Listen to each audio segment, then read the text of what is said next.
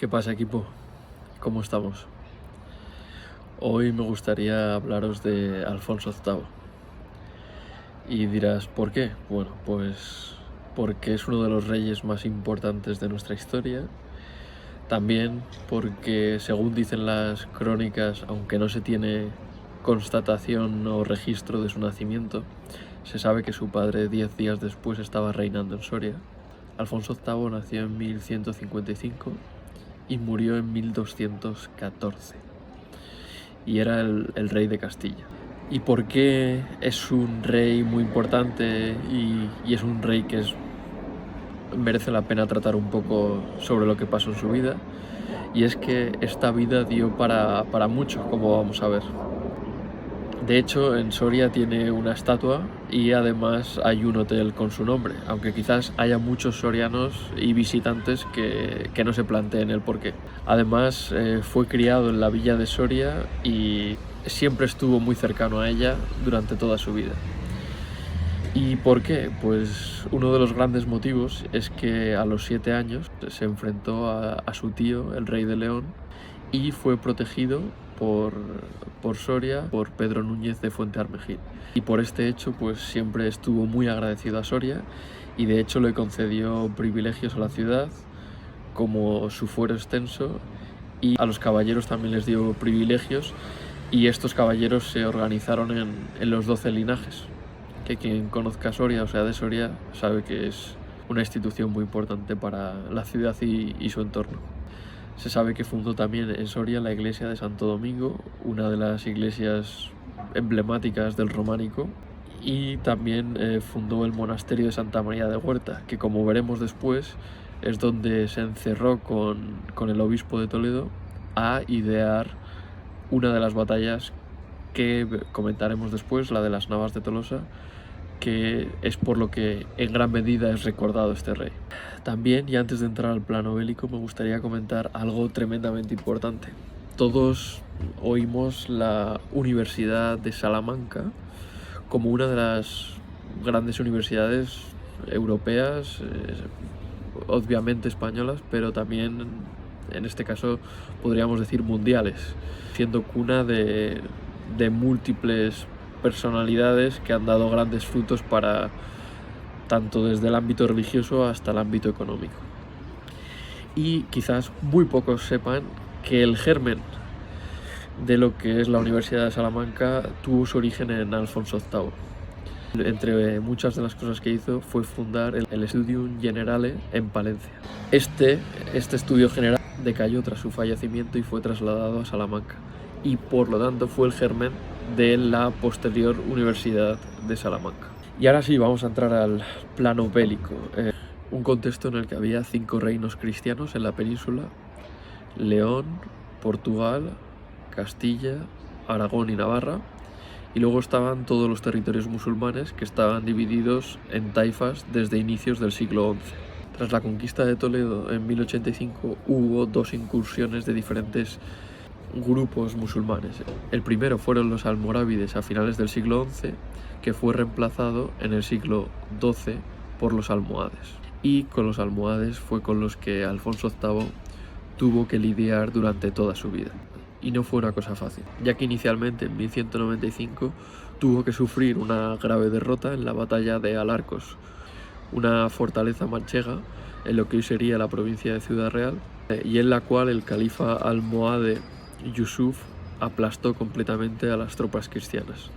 De hecho, en la batalla fue una completa catástrofe, murieron los obispos de Sigüenza, Ávila y Segovia, así como el maestre de la Orden de Santiago. De hecho, las órdenes militares estuvieron bajo mínimos y el propio rey Alfonso VIII salvó la vida de milagro. O sea, estuvo a punto de fallecer en esa batalla. Y las consecuencias de esta derrota resonaron por toda Europa. Cruzaron los Pirineos e incluso se llegó a hablar de que Ricardo Corazón de León y el rey de Francia se planteaban apoyar a la cristiandad en la batalla contra los musulmanes. Fue foco, por lo tanto, de preocupación en la cristiandad y fue un foco principal para el Papa. De hecho, las consecuencias fueron muy duras en los siguientes años. En 1197 los almohades invadieron el Valle del Tajo y y asediaron Toledo, Madrid y Guadalajara. Y es que se perdieron todas las fortalezas al sur de los montes de Toledo, incluida Calatrava. ¿Y qué siguió después? Después de 1197 siguieron 13 años de paz, con 4 prórrogas de paz desde 1197 a 1210, en las que Castilla pudo en ese periodo responder a los ataques que tuvo en ese momento tanto de León como de Navarra y sanear su sociedad después de las derrotas sufridas. Sin embargo, esos 13 años de paz, de prórrogas, no fueron nada más que una preparación y una calma de preparación para la guerra, ya que tanto Alfonso VIII como los almohades estaban ya preparando sus ejércitos, ya teniendo en cuenta la futura guerra, ya que en 1210, cuando Alfonso VIII no hizo nada por prorrogar la paz y tenía ya ganas de resarcir las derrotas sufridas hace 17 años. La noticia de que Alfonso VIII no quería prorrogar la paz y que se abocaba a una nueva guerra fue recibido con ánimo por el Papa Inocencio III, que declaró la Guerra Santa y concedió indulgencias para los cruzados. Pero claro, esto no fue solo por parte de los cristianos. Y esto no quedó ahí, porque el califa también se estaba preparando para la guerra, y enseguida que no hubo paz, llamó a la Guerra Santa y con un ejército enorme, el 15 de mayo de 1211, se dispuso a traspasar el estrecho y entró en Sevilla el 1 de junio de 1211 con el ejército más grande que hasta esa fecha había visto la península. El objetivo inicial de todo este ejército fue atacar la fortaleza de Salvatierra, que era el convento principal de la Orden de Calatrava. Con un ejército muy superior al que contaban los cristianos, y al cabo del tiempo Alfonso VIII tuvo que ordenar la rendición de Salvatierra, y con esto se perdió Salvatierra, pero se había producido, gracias a aquella batalla, ya un desgaste importante durante muchos meses que lastraron al ejército musulmán. Sin embargo, seguía siendo muy superior en número. Durante ese año 1211, Alfonso VIII tenía posicionadas sus tropas en la Sierra de Vicente, en Toledo, intentando proteger la frontera del reino y preparado para hacer frente a cualquier tipo de penetración en su reino. Además, durante este periodo, en octubre de 1211, falleció el heredero al trono, lo cual fue una terrible noticia para Alfonso VIII. Sin embargo, los preparativos para la guerra no pararon y siguieron, a pesar de la dura pérdida. Además, es de resaltar que durante este periodo fue muy importante la diplomacia, tanto con el resto de reyes cristianos como con el Papa, para la llamada a toda la cristiandad a apoyar contra los musulmanes. Alfonso VIII se comunicó con el resto de reinos cristianos de la península, y a través de la cristiandad vinieron a apoyo cruzados de diferentes partes de Europa, especialmente de Francia, y llamados ultramontanos. Así, el ejército apostado por Alfonso VIII salió el 20 de junio de 1212 desde Toledo hacia el sur para encontrarse con el campamento musulmán. Con la salida del ejército, después se unieron los reyes de Aragón y de Navarra, y también se unieron cierto número de caballeros voluntarios de León y de Portugal. El 13 de julio acampaba el ejército cristiano en lo alto de Sierra Morena, pero no se decidió a atacar ni en la tarde del día 14 ni durante todo el día 15. Solo ya muy entrada la madrugada fue cuando se decidió avanzar todo el ejército cristiano hacia el campamento musulmán. De esta forma se inició la batalla, que fue conocida inicialmente como la batalla de Úbeda y después como la de las Navas de Tolosa. Se puede decir que es la batalla posiblemente más decisiva, más importante que tuvo lugar en la Reconquista durante todos los 8 siglos, ya que los almohades pretendían volver e incluso hacer la cruzada más allá de los Pirineos, como ya lo habían intentado siglos atrás. Pero antes de ver cómo se resolvió la batalla, vamos a comentar sobre los combatientes que participaron. Del lado cristiano hay crónicas que hablan entre 12.000 hasta 27.000 soldados. en los que más o menos 2/3 serían soldados de a pie, infantería, y 1/3 sería la caballería. Hay fuentes que hablan de 12.000, 14.000, otros llegan hasta decir hasta 27.000. En lo que todas las crónicas se ponen de acuerdo es que el ejército musulmán en ese momento superaba en 2 veces o en más de 2 veces el número del ejército cristiano. Por lo tanto, el ejército musulmán estaba entre los 30.000 a los 60.000 soldados, dependiendo de las crónicas. Entre los ejércitos cristianos se encontraban tanto castellanos como navarros y aragoneses, caballeros voluntarios de León y de Portugal, así como cruzados de toda Europa, aunque muchos de ellos por desavenencias retornaron a su patria antes de entrar en batalla, y dicen las crónicas que solo quedaron unos pocos cientos al final, en la batalla final. Así participaron en la batalla 3 reyes cristianos: Alfonso VIII de Castilla, Sancho VII el Fuerte de Navarra y Pedro II el Católico de Aragón. Así, por tanto, la batalla tuvo lugar el día 16 de julio de 1212, un día que quedará para la historia, y en la que se enfrentaron estos 3 reyes y los soldados, junto con las órdenes militares, contra el califa Muhammad al-Nasir, también llamado Miramamolín, que significa comendador de los creyentes. Se dice que el ejército musulmán liderado por al-Nasir pudo frenar el avance cristiano, y cuando el ejército cristiano estaba ya muy debilitado, ordenó el avance para acabar completamente con el enemigo. Pero fue en ese momento de crisis, cuando parecía que todo estaba perdido, cuando Alfonso VIII miró hacia atrás, vio al obispo de Toledo y a los reyes de Aragón y de Navarra, y dijo una frase que quedará para la historia: aquí, señor obispo, morimos todos.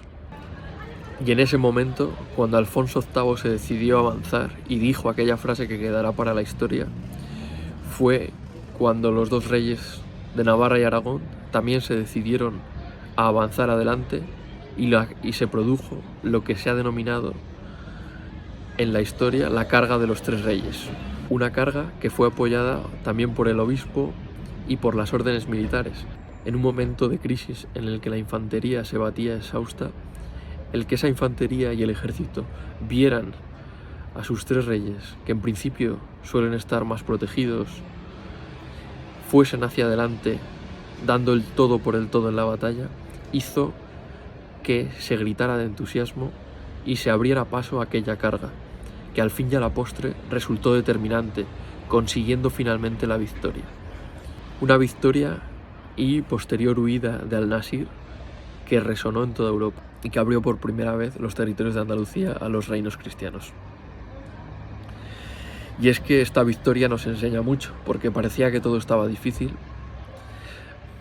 La infantería ya estaba prácticamente sucumbiendo, y fue el ejemplo de aquellos reyes que podían haberse mantenido a salvo, decir, bueno, abandonamos, nos vamos a casa y lo dejamos ahí.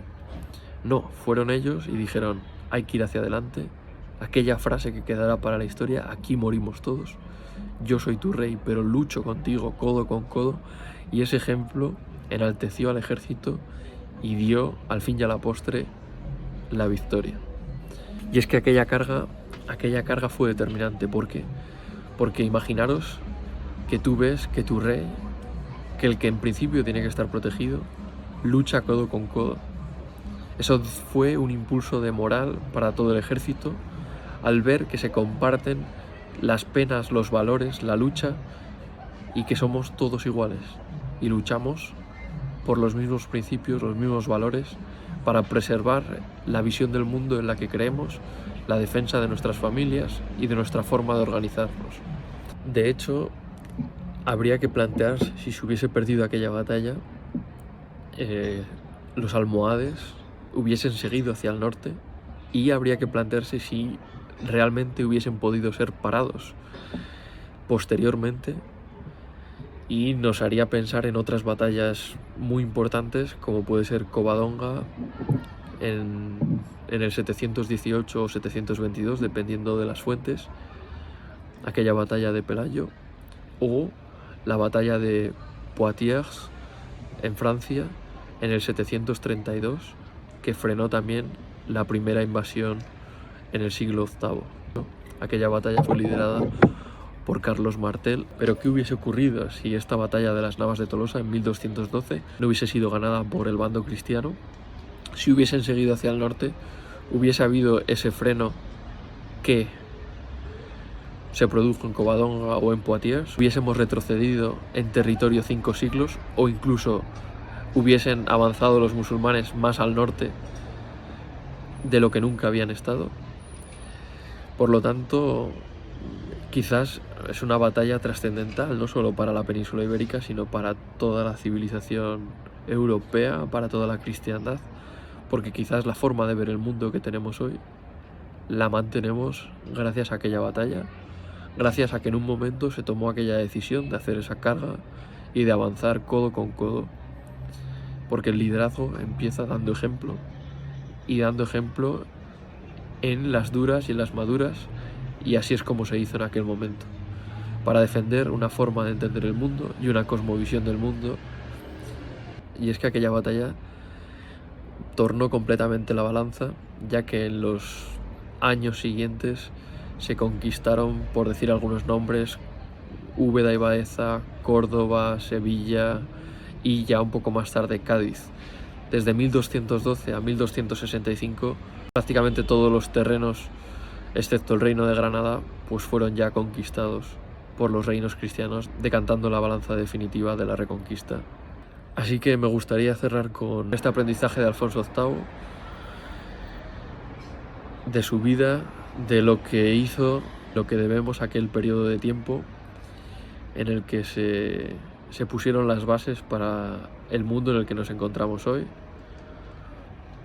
Fijaros, con la Universidad de Salamanca, decantando la balanza final de la Reconquista, siendo ejemplo al luchar codo con codo y uniendo a una forma de ver el mundo que va más allá de diferentes reinos, que va más allá de personas, de reyes y de orgullos, pero que si se tienen los mismos principios, ética, moral, valores y la misma forma de entender el mundo, hay que defenderla.